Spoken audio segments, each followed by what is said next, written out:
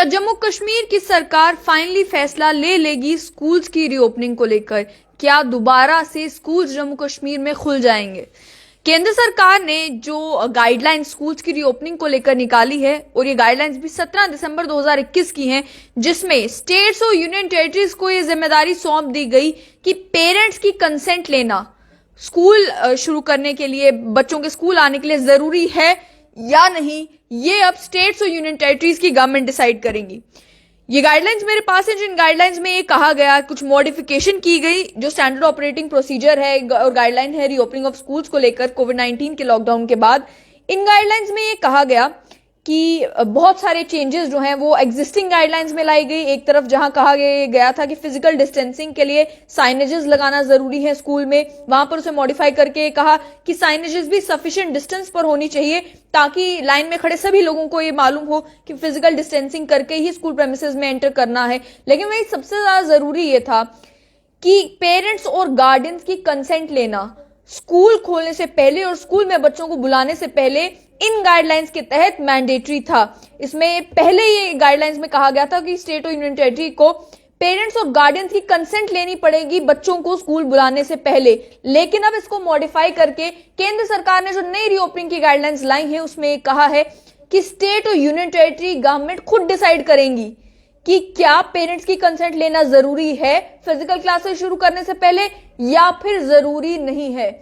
तो जाहिर सी बात है कि जब स्टेट्स और यूनियन टेरिटरी की गवर्नमेंट को ये जिम्मेदारी सौंप दी गई, बहुत सारी ऐसी स्टेट्स और यूनियन टेरिटरीज हैं जिन्होंने इसका फायदा उठाया और स्कूल्स को रीओपन कर दिया। महाराष्ट्र, मध्य प्रदेश, तेलंगाना, राजस्थान में स्कूल्स ओपन हो चुके हैं। वेस्ट बंगाल में आज से यानी कि 3 फरवरी से स्कूल्स रीओपन होने जा रहे हैं। और वहीं उत्तर प्रदेश में, जहां पर कोविड-19 के केसेस भी काफी बड़े, कई सारे लोगों ने अपनी जान उत्तर प्रदेश में कोविड-19 के कारण गंवाई, उत्तर प्रदेश में भी 6 फरवरी से स्कूल्स रीओपन होने जा रहे हैं। वो क्यों? क्योंकि ये जो नई गाइडलाइंस थी ये 17 दिसंबर 2021 को आई थी। उसके बाद धीरे धीरे अलग अलग स्टेट्स और यूनियन टेरिटरी की गवर्नमेंट ने ये फैसला लिया कि उन्हें स्कूल वहां पर खोलने हैं या नहीं खोलने हैं, और अगर स्कूल खोलने हैं तो क्या उसमें पेरेंट्स की कंसेंट लेना जरूरी है या नहीं है। अब ये फैसला जो है पेरेंट्स नहीं लेंगे कि स्कूल खुलेंगे या नहीं खुलेंगे, या वो अपने बच्चों को स्कूल भेजेंगे या नहीं भेजेंगे। ये स्टेट की सरकार, ये यूनियन टेरिटरी की सरकार डिसाइड करेगी कि हमें पेरेंट्स की कंसेंट लेनी है या नहीं लेनी है। उसके अलावा जो मॉडिफिकेशन इस गाइडलाइंस में की गई, ये कहा गया कि स्टूडेंट्स, पहले कहा गया था कि जो स्टूडेंट्स घर से बैठकर पढ़ना चाहते हैं उनके पेरेंट्स की कंसेंट के साथ उन्हें अलाउ किया जाए। लेकिन अब ये भी कह दिया गया कि ये डिसीजन कि पेरेंटल कंसेंट क्या जरूरी है बच्चों के डिसाइड करने के लिए कि वो घर बैठकर पढ़ेंगे या फिजिकल क्लासेस अटेंड करेंगे, इसको लेकर भी फैसला जो है वो यूनियन टेरिटरी की गवर्नमेंट को लेना है। साथ साथ में पहले स्कूल इवेंट्स को लेकर काफी स्ट्रिक्टनेस थी, लेकिन इन गाइडलाइंस में इन रिस्ट्रिक्शंस को थोड़ा ईज आउट किया गया है। वो किस तरीके से?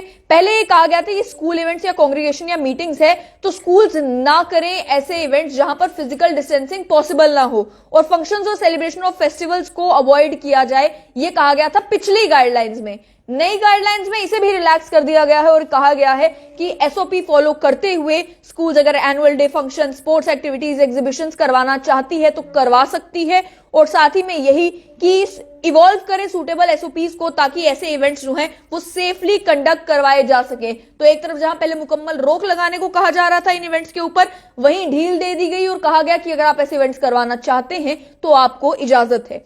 उसके अलावा ये कहा गया कि जो टीचर्स हैं या जो कोविड-19 रिलेटेड चैलेंजेस हॉस्टल स्टाफ को फेस करनी पड़ रही हैं, स्टूडेंट्स को फेस करनी पड़ रही हैं, उसको लेकर जो है सेंसिटाइज किया जाए स्टूडेंट्स को। जो recommendations ministry of health and family welfare की है प्रेग्नेंट महिलाओं को लेकर, हाई रिस्क एम्प्लॉयज को लेकर जिसमें कोमॉर्बिड एम्प्लॉयज होंगे, जो एज्ड एम्प्लॉयज हैं वो होंगे, उनको लेकर कहा गया था कि उन्हें फ्रंटलाइन पर ना रखा जाए ताकि वो डायरेक्ट कॉन्टैक्ट में बच्चों के ना आए। लेकिन वहीं इसको भी मॉडिफाई करके इसमें एडिशन कर दी गई है। ये कहा गया कि इसी तरीके की नेसेसरी प्रिकॉशंस आपको उन बच्चों के मामले में भी लेनी है जो बच्चे हाई रिस्क है, क्योंकि कुछ बच्चों को भी कोमॉर्बिडिटीज हो सकती हैं, तो उनके मामले में भी आपको जरूरत है कि आप पूरी एहतियात बरतें। स्कूल अटेंडेंस और सिक लीव पॉलिसी को लेकर भी पहले ये गाइडलाइन थी कि अटेंडेंस एनफोर्स ना करवाई जाए और कंप्लीटली अटेंडेंस भी जो है पेरेंटल कंसेंट के ऊपर फोकस होगी कि पेरेंट्स कंसेंट देंगे कि बच्चा स्कूल जाएगा तो आप उसकी अटेंडेंस लगाएंगे। अगर पेरेंट कंसेंट नहीं देते हैं तो बच्चा स्कूल नहीं जाएगा, आप उससे अटेंडेंस एनफोर्स नहीं करवा सकते। अब ये इख्तियार भी स्टेट और यूनियन टेरिटरी की गवर्नमेंट को सौंप दिया गया है कि ये डिसीजन लेना कि पेरेंटल कंसेंट अटेंडेंस के लिए जरूरी होनी चाहिए या नहीं होनी चाहिए, बच्चों को फिजिकल क्लासेस के लिए भेजने के लिए पेरेंटल कंसेंट होनी चाहिए नहीं होनी चाहिए, ये फैसला भी यूनियन टेरिटरी की सरकार को लेना है। जहां एक तरफ ये सारे इख्तियार अब यूनियन टेरिटरी की सरकार को सौंप दिए गए हैं, वहीं ये कदम भी यूनियन टेरिटरी की सरकार को ही उठाना है अब कि वो स्कूल खोलेंगे या नहीं खोलेंगे। No longer can they look to the center. What does the center say? What does the center say? What do other states? What are other states doing? ये सारी चीजें अब मुमकिन नहीं होंगी। अब आप हर एक स्टेट की ओर देखना शुरू नहीं कर सकते। अब आपको फैसला लेना है। अब आप पेरेंट्स की कंसेंट के ऊपर फोकस करेंगे या नहीं करेंगे, ये आपको फैसला लेना है। तो फाइनली जो है केंद्र सरकार ने तो कह दिया है कि जिम्मेदारी स्टेट या यूनियन टेरिटरी की गवर्नमेंट को है। देखना ये होगा कि जम्मू कश्मीर की जो सरकार है वो कितना प्रोएक्टिव होकर फैसला लेती है कि स्कूल खोलने हैं या नहीं खोलने हैं, या अभी भी वो पेरेंटल कंसेंट के ऊपर अटकी रहेंगी। उसके अलावा सेफ कम्यूटिंग, बच्चों को अपने घर से स्कूल पहुंचना है, वो सेफली पहुंचे, वो कोविड से इन्फेक्ट ना हो, इसके लिए भी पहले ये कहा गया था कि आपको बस जो ट्रांसपोर्टेशन है उनको रेगुलर बेसिस पर क्लीन करना है, ट्वाइस अ डे क्लीन करना है। एक बार जब बच्चे स्कूल बस बोर्ड करते हैं उससे पहले और एक बार जब वो स्कूल बस से उतर जाते हैं उसके बाद। लेकिन अब उसमें भी स्पेसिफाई कर दिया गया है कि क्या क्या चीजें आपको सैनिटाइज करनी है, किस तरीके से 1% सोडियम हाइपोक्लोराइड का इस्तेमाल करके करनी है, स्टीयरिंग, डोर हैंडल्स, ये सारी चीजें आपको क्लियर करनी है। जो भी फ्रीक्वेंटली टच सरफेसेस हैं उनको आपने कैसे क्लीन करना है। अल्कोहल का इस्तेमाल जो है करना या फिर ब्लीच का इस्तेमाल करना सूटेबल नहीं है। उसके अलावा स्कूल ड्राइवर और कंडक्टर को लेकर ये कहा गया कि कैसे फिजिकल डिस्टेंसिंग उन्होंने भी इंश्योर करनी है और सेफ अराइवल हो स्टूडेंट्स का भी और स्टाफ मेंबर्स का भी स्कूल में, और सेफली डिपार्चर भी हो वो भी इंश्योर करना है। उसके लिए स्पेसिफिक मार्किंग स्कूल में लगाई जाएंगी जहां पर वो बताएंगे कि कितना डिस्टेंस आपको क्यू में मेंटेन करके रखना है। जैसे आप कई सारे सरकारी दफ्तरों में भी आजकल देखते होंगे कि सर्कल्स बना दिए जाते हैं कि आप इतने डिस्टेंस पर एक व्यक्ति दूसरे व्यक्ति से खड़ा हो ताकि लोग आराम से मूवमेंट भी कर पाए और फिजिकल डिस्टेंसिंग भी इंश्योर हो पाए। उसके अलावा सेफ्टी नॉर्म्स को भी क्लासरूम और अलग जगहों पर इंश्योर करने के लिए कहा गया है।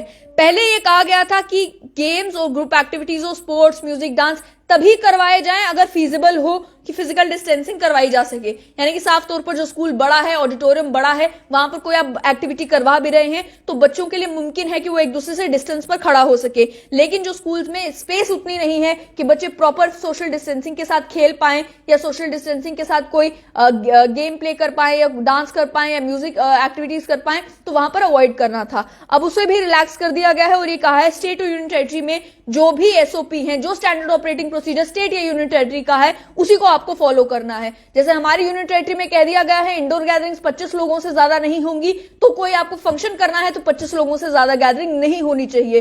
तो ये भी जो है स्टेट और यूनियन टेरिटरी की जिम्मेदारी लगाई गई है। आप बताएंगे कि ग्रुप एक्टिविटीज के मामले में क्या होगा और क्या नहीं होगा। फिर प्रोटोकॉल, अगर कोविड-19 का केस डिटेक्ट हो जाता है तो अक्सर जम्मू कश्मीर में देखने को यही मिलता है कि कहीं पर भी अगर कोविड-19 का केस डिटेक्ट हो जाता है तो फौरन बिल्डिंग को शट डाउन कर दिया जाता है, यूनिवर्सिटी बंद कर दी जाती है, स्कूल बंद कर दिया जाता है, 10 दिन तक फिर वो स्कूल नहीं खुलता। लेकिन इस मामले में क्या कहा गया, इन मॉडिफाइड गाइडलाइंस में ये कहा गया है कि अगर कॉन्टैक्ट्स पाए जाते हैं, अगर कोविड पॉजिटिव कोई पाया जाता है, अगर 1 या 2 केसेस हैं, उस मामले में डिसइंफेक्शन प्रोसीजर लिमिटेड होगा उन एरियाज तक जो एरियाज उस पेशेंट ने पिछले 48 घंटे में विजिट किए होंगे। अगर क्लास 4th का बच्चा है, क्लास 4th में पढ़ता है, जो क्लासरूम होगा उसे सैनिटाइज किया जाएगा। अगर वो कैंटीन में बैठा होगा उसे सैनिटाइज किया जाएगा। अगर वो गेम पीरियड के लिए किसी और रूम में गया होगा उसे सैनिटाइज किया जाएगा। जहां पर उसने पानी पिया होगा उस एरिया को सैनिटाइज किया जाएगा। लेकिन क्लास 4th का बच्चा कोविड पॉजिटिव आया है, इस वजह से आप क्लास 12th के क्लासरूम को सैनिटाइज करेंगे, that does not make sense. इसलिए यह भी कहा गया कि अगर large number of cases report किए जाते हैं, मतलब 3-4 क्लासेस में से अलग अलग बच्चे पॉजिटिव आ रहे हैं या स्टाफ मेंबर कोई पॉजिटिव आ रहा है, उस मामले में पूरा ब्लॉक और पूरी बिल्डिंग जो है उसे डिसइंफेक्ट किया जाएगा। लेकिन यहां पर लार्ज केसेस के मामले में भी स्कूल बंद करने के बारे में कुछ नहीं कहा गया। यह कहा गया कि ministry of health and family welfare की जो एग्जिस्टिंग गाइडलाइंस है, चाहे वो कॉन्टैक्ट ट्रेसिंग के मामले में हो, कोविड पॉजिटिव कोई अगर किसी बिल्डिंग में आ जाता है उसके बाद क्या करना है उस मामले में हो, उसे आप फॉलो करें। डिसइंफेक्शन को लेकर बता दिया गया कि क्या क्या चीजें डिसइंफेक्ट करनी है। अगर लार्ज नंबर ऑफ केसेस आ रहे हैं, 10 केसेस आ रहे हैं, मान लो 12 केसेस आ रहे हैं, तो आप पूरी बिल्डिंग को जो है वो सैनिटाइज कर सकते हैं, डिसइंफेक्ट कर सकते हैं। लेकिन यहां पर भी स्कूल बंद करने के बारे में और 10 दिन तक बंद ही रखने के बारे में कुछ नहीं कहा गया। उसके बाद बहुत जरूरी ये समझना है कि कोविड-19 के कारण अगर 2 सालों से बच्चे अपने घरों में बैठे हैं तो उनकी लर्निंग में कई सारे गैप्स आ चुके हैं। वो जो पहले कोई सेंटेंस पढ़ सकते थे, कोई किताब पढ़ सकते थे, जो धीरे धीरे एक नई लैंग्वेज सीख रहे थे, उनकी लर्निंग भी काफी पिछड़ गई है। इसको लेकर ये कहा गया कि सबसे पहले स्टूडेंट जब स्कूल में आते हैं उन्हें प्रिपेयर किया जाएगा एक ब्रिज कोर्स के जरिए, जिसमें उन्हें समझाया जाएगा कि जब वो दोबारा से स्कूल लाइफ में रीएडजस्ट होंगे तो वो किस तरीके से होंगे। अलग अलग ग्रेड्स में स्टूडेंट्स को आइडेंटिफाई किया जाएगा उनके लर्निंग लेवल्स के हिसाब से, स्पेशली छोटी क्लासेस के लिए, ताकि जो टीचर्स हैं उन बच्चों पर फोकस कर सके जिन्हें एडिशनल इंटरवेंशन की जरूरत है। एक क्लास में 10 बच्चे हैं, 5 बच्चे वो हैं जो घर बैठकर इस कोविड के समय में भी पढ़ पा रहे हैं, लेकिन 5 बच्चे वो हैं जिन्हें मौका नहीं मिल पाया कि वो घर बैठकर पढ़ सकें। कारण कई हो सकते हैं, हो सकता है डिजिटल डिवाइसेस उनके पास ना हो सकता है कि उनके माँ बाप उन्हें नहीं पढ़ा पाए हो सकता है वो ऑनलाइन क्लासेस का बेनिफिट ना उठा पाए हों, कई कारण हो सकते हैं। लेकिन इसमें यह कहा गया है कि आप बच्चों के लर्निंग लेवल के हिसाब से आइडेंटिफाई करेंगे कि कौन बच्चे हैं जिन्हें एडिशनल इंटरवेंशन की जरूरत है, ताकि टीचर्स उन बच्चों पर ज्यादा फोकस कर सके। फिर यह कहा गया कि जो स्टेट के रूल्स हैं उन्हें अमेंड किया जाएगा for detention in class 5th and class 8। उन्हें कंसिडर ये किया जाएगा कि डिटेंशन के मामले में थोड़ा रिलैक्सेशन दी जाए, इससे जो ड्रॉप आउट्स हैं उनकी संख्या में कमी आएगी। स्टेट्स को यह भी कहा गया कि अन्य कोई कंसिडरेशन अगर आपको ड्रॉप आउट रेट कम करने के लिए अपनानी पड़ती हैं और कोई इंटरवेंशन करनी पड़ती हैं तो वो भी आप कर सकते हैं जब तक ये पेंडेमिक की सिचुएशन स्टेबलाइज नहीं हो जाती। 2 और इंपॉर्टेंट स्किल्स जो स्कूल गोइंग बच्चों के लिए इंपॉर्टेंट है वो हैं रीडिंग स्किल्स और कॉम्प्रिहेंशन भी होनी चाहिए, और न्यूमरेसी स्किल्स।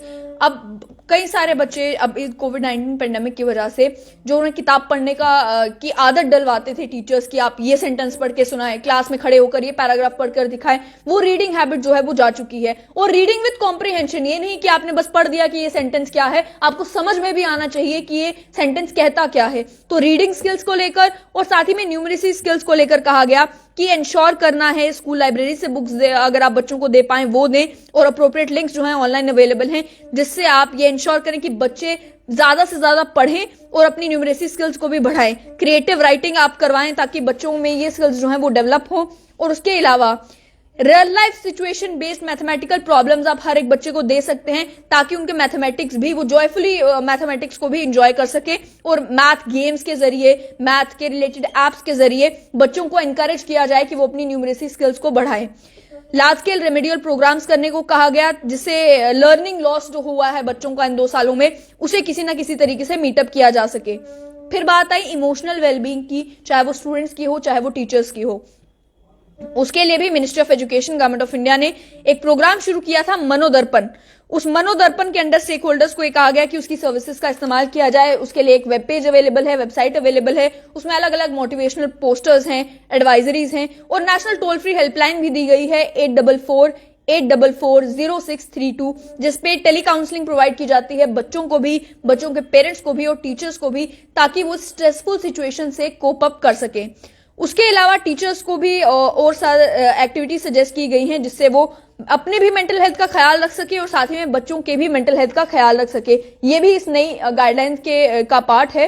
लेकिन स्कूल्स की रीओपनिंग को लेकर जो रोल्स नोटिफाई किए गए हैं अलग अलग स्टेक होल्डर्स के, टीचर्स को लेकर ये कहा गया है कि वो बच्चों को, पहले ये कहा गया था कि वो बच्चों को तभी क्लास में बैठना अलाउ करें जब पेरेंट्स की कंसेंट हो। अब ये कह दिया गया कि स्टेट गवर्नमेंट डिसाइड करेंगी कि पेरेंट्स की कंसेंट जरूरी है या नहीं है। और पेरेंट्स की कंसेंट को लेकर, पेरेंट्स को लेकर भी ये कहा गया कि वो अपने बच्चों को स्कूल भेजने के लिए रिटन कंसेंट देना चाहेंगे, वो ओरल कंसेंट देना चाहेंगे, कंसेंट उनके देना जरूरी है या नहीं देना है, ये सब फैसले अब यूनियन टेरिटरी की सरकार करेगी और यूनियन टेरिटरी की सरकार को ही डिसाइड करना है कि आपको पेरेंट्स से पूछना है उनके बच्चों को स्कूल बुलाने से पहले या आपने फैसला ले लिया है, अटेंडेंस आप कहेंगे कि आपने एनफोर्स करनी है, तो पेरेंट्स को ये बात माननी ही पड़ेगी। अलग अलग स्टेट्स और यूनियन टेरिटरीज में कोविड-19 के केसेस को देखते हुए और करंट एकेडमिक लॉस को भी देखते हुए फैसला लिया जा रहा है स्कूल्स की रीओपनिंग को लेकर। केंद्र सरकार ने तो इन नई गाइडलाइंस में साफ कर दिया कि जिम्मेदारी स्टेट गवर्नमेंट की है, यूनियन टेरिटरी की गवर्नमेंट की है। उम्मीद अब ये कि जम्मू कश्मीर की सरकार फैसला लेने से कतराएगी नहीं, जिस हेजिटेंसी के कारण हो सकता है कि और ज्यादा लॉसेस जो है वो बच्चों को बेयर करने पड़े, जैसा कि इन गाइडलाइंस में साफ तौर पर देखने को मिल रहा है कि कोई कोविड पॉजिटिव भी अगर आता है उस मामले में भी काफी रिलैक्सेशंस दे दी गई हैं। अब तो जाहिर सी बात है कि केंद्र सरकार का मकसद इन नई रिलैक्स गाइडलाइंस के जरिए ये है कि जल्द से जल्द स्कूल्स खोले जाएं। और हालांकि हर एक स्टेट में कोविड-19 की सिचुएशन को देखते हुए ही ये फैसला लिया जाएगा, लेकिन जिस हद तक पेरेंट्स परेशान हैं, बच्चे खुद परेशान हैं, वो लर्निंग लॉसेस हो रहे हैं, उस हिसाब से जरूरत बनती है कि अब फाइनली यूनियन टेरिटरी की सरकार कोई फैसला ले कि आखिर जम्मू कश्मीर में स्कूल्स खोलने हैं या नहीं खोलने हैं। अब वो ठीकरा केंद्र सरकार के सर पर नहीं फोड़ सकती, अब वो ठीकरा पेरेंट्स के सर पर नहीं फोड़ सकती। पेरेंट्स नहीं चाहते कि बच्चे स्कूल आए, फैसला आपको लेना है, पेरेंट्स को बस फॉलो करना है।